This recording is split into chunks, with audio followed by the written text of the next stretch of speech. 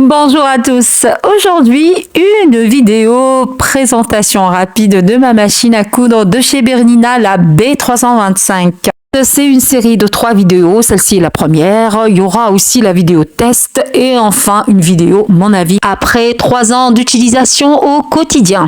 J'aimerais me présenter à vous, donc je m'appelle Sonia, je suis diplômée en couture, spécialisée dans la création de sacs à main, je crée aussi des patrons, j'aime aussi cet esprit de partage, j'essaye un petit peu de vous partager mes connaissances via cette chaîne. C'est par expliquer un petit peu ce qui se passe de ce côté-là.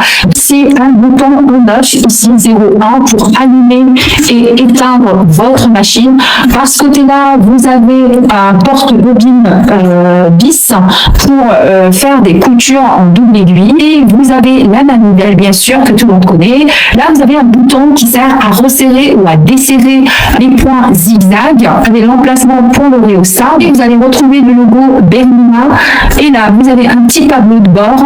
Vous avez accès aux points les plus utilitaires, notamment le point droit, le point zigzag, le point surgé, le point vague, parce que c'est des zigzags mais un petit peu courbés, donc c'est un point vague. Là, c'est le bouton programmation au début et à la fin avec une marche arrière, sans enclencher la marche arrière. Voilà, c'est-à-dire c'est pour renforcer le début et la fin de chaque couture si vous appuyez sur ce bouton. Sur ce bouton-là, vous avez un point renfort, donc notamment pour la couture des jeans, etc. Là, vous avez un deuxième point surgé et là, un double surgé encore. Le dernier point que vous avez là, pour les tissus extra stretch, qui sont vraiment étirables. Et là, vous avez le bouton pour la boutonnière automatique. Ce bouton-là, c'est pour déprogrammer la machine. Je m'explique. Quand vous cousez et que vous appuyez sur des boutons, vous êtes en train de la programmer. Exemple, si vous avez programmé que le zigzag, par exemple, vous êtes en train d'utiliser le point zigzag de 5 mm au lieu de la largeur présélectionnée par la machine, et bien, lorsque vous appuyez sur ce bouton-là, vous effacez votre propre programmation et vous redevenez sur la pré-programmation initiale de la machine. Et ici, le bouton dièse ici sert à aller sur les points décoratifs. Je vais vous expliquer ça plus en détail plus tard. En haut, vous avez ces 6 boutons-là en noir, parce que là, c'est du blanc et ici, c'est du noir, comme vous voyez. Là, les premiers 3 boutons servent à sélectionner la lettre de l'alphabet. Et ici, vous avez les points, les boutons mémoire. Quand vous appuyez sur le bouton mémoire, vous gardez en mémoire la lettre présélectionnée et comme ça, vous pouvez taper vos mots si vous souhaitez, par exemple, coudre ou broder un mot sur votre ouvrage. On arrive maintenant à ce petit groupe de 6 boutons. Tout en haut, vous avez des flèches vers la gauche et vers la droite avec le signe zigzag. Et là, ça parle un petit peu du point. Lorsqu'on appuie là, vous voyez que ici, ça indique que la largeur augmente. Et là, ça veut dire que la largeur devient de plus en plus petite. Ici, pour ce qui est de la position d'aiguille, lorsque vous enclenchez le bouton de droite, ça va vers la droite. Et lorsque vous enclenchez le bouton de la gauche, et ben ça va vers la gauche.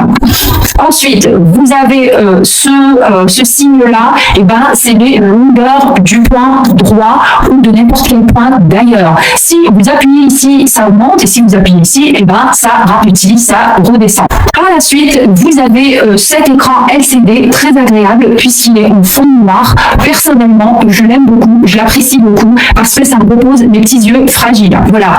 Ici, vous avez l'indication pour la longueur des points. Ici, c'est l'indication pour la largeur des points. Là, vous avez le point en question. Si vous enclenchez le point 2, vous êtes sur 2. Vous enclenchez le point 3, vous êtes sur 3. Et si vous enclenchez le dièse, c'est-à-dire que vous entrez dans les points décoratifs, et là, il va falloir juste attraper la petite pancarte. Elle a une pancarte où on voit un petit peu, moi j'ai pris le livre parce que j'ai plus la pancarte, je ne sais pas où je l'ai mise. Donc voilà, donc du coup, vous avez les points. Ici par exemple, si je projette de prendre ce point, et ben ça sera le point 15. Du coup, je vais taper 1 pour le chiffre des dizaines et les chiffres des unités. Et comme ça, j'ai le 15. Après, la machine, automatiquement, elle va me coudre le point numéro 15. Voilà. Donc ici, vous avez le bouton de fin de couture. Si vous appuyez comme ça, vous allez programmer la machine pour qu'elle s'arrête en fin de couture. Notamment quand vous faites une sélection, par exemple, d'alphabet, une sélection de points d'écho avec la fonction mémoire. Quand vous appuyez par la suite par ce point-là, donc vous programmez que la couture s'arrête pas juste au moment où vous l'enclenchez. Non, vous l'enclenchez et elle va s'arrêter au bon moment, c'est-à-dire après la fin de l'exécution de la sélection des points que vous avez notamment mémorisé sur la machine. Par la suite, vous avez ce bouton position d'aiguille en haut, position d'aiguille en bas. Elle a double fonction. Si vous appuyez longtemps, là, voilà, comme vous voyez, l'aiguille descend et si vous appuyez longtemps, l'aiguille remonte. Par contre, si vous faites un petit appui, vous allez remarquer qu'il y a un signe ici qui indique que la position d'aiguille va aller vers le bas. Vous allez me dire comment ça se fait, mais elle est vers le haut. Oui, là, elle est vers le haut. Mais dès que vous cousez en fin de couture, vous allez remarquer que l'aiguille va rester plantée sur le tissu. Et ça, c'est vraiment une fonctionnalité hyper importante quand vous cousez en général. Surtout lorsque vous voulez, par exemple, tourner l'ouvrage et que vous voulez garder votre aiguille plantée dans la matière. Je poursuis. Donc ici, vous avez un sélecteur de vitesse. Vous avez un bouton qui sert à faire marcher la machine sans rhéostat. On ne sait jamais, par exemple, vous avez un petit souci avec votre pied, vous ne voulez pas travailler avec votre pied, vous pouvez toujours faire travailler la machine rien qu'en appuyant sur ce bouton. Par la suite, vous avez le bouton renfort, le bouton marche arrière, et puis après, vous avez le logo du modèle, le logo Bernina encore une fois, et par le haut, vous avez le bouton sélecteur de tension. Ici, c'est sélecteur de tension du film. Là, c'est le sélecteur de tension pour la canette. Ici, c'est pour embobiner la canette. Ici, c'est le porte-bobine. Et là, vous avez des flèches pour indiquer comment on fait l'enfilement de la machine. De ce côté-là, vous avez un coup de fil. Sinon, vous avez ce plateau qui est merveilleux, très très pratique, que vous pouvez donc glisser et pour enlever et reglisser pour remettre tout simplement. Alors c'est super pratique parce que c'est légèrement incurvé, comme vous pouvez le voir.